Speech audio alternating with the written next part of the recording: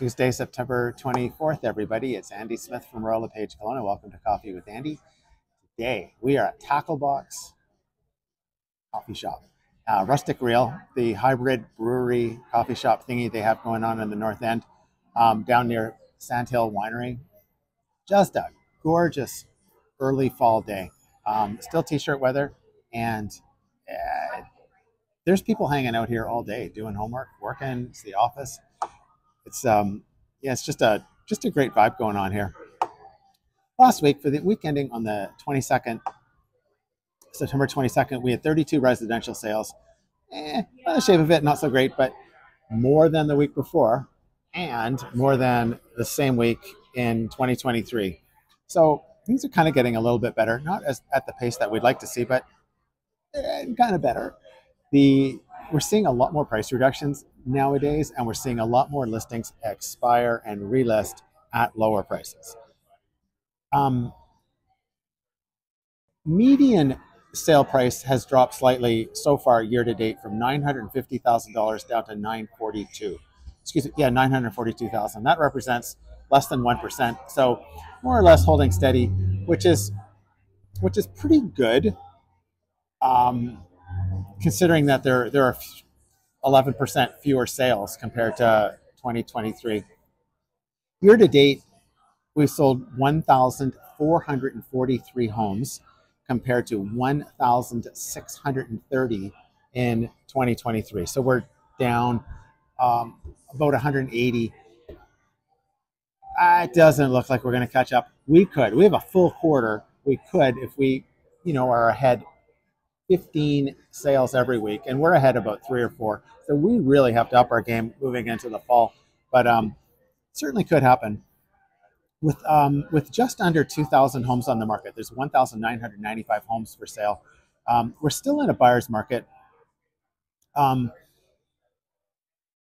silver lining for sellers is it's not really that bad. I mean, there's people who think their houses are worth $1.8 million, and they may have paid 1.1. It's not worth 1.8. It's worth 1.7 or maybe 1.68. And it's a substantial increase for most compared to what you paid for it, but it's just perhaps not as much as your neighbor sold for a year and a half ago. Perhaps it's not as much as mentally you think your bottom line ought to be.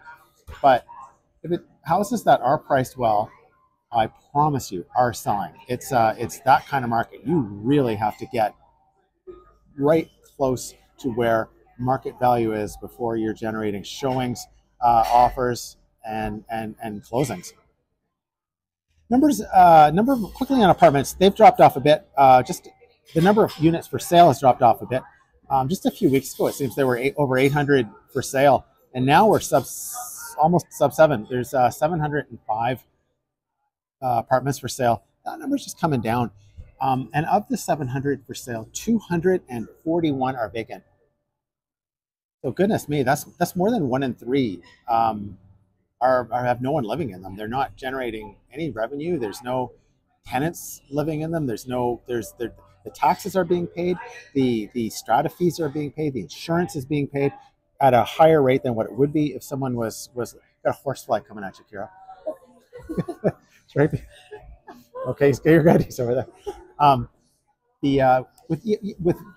Sometimes these laws that provincial governments bring in, they're well intended. Let's make it tougher for sellers to evict tenants.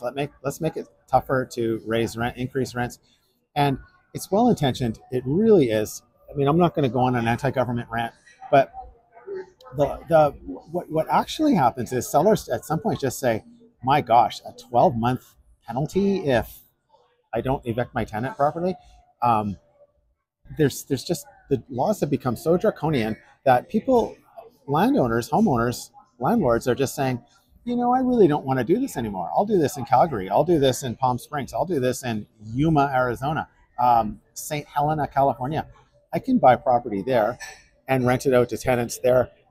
Laws are different. I'll figure them out. But Kelowna's just gotten to the point where the pendulum's come so far this way that people are just saying no, as evidenced by 1 in 3 of homes for sale right now are vacant. That's it. Thanks for watching. Sure appreciate it. Andy Smith, Royal LePage. See you guys next.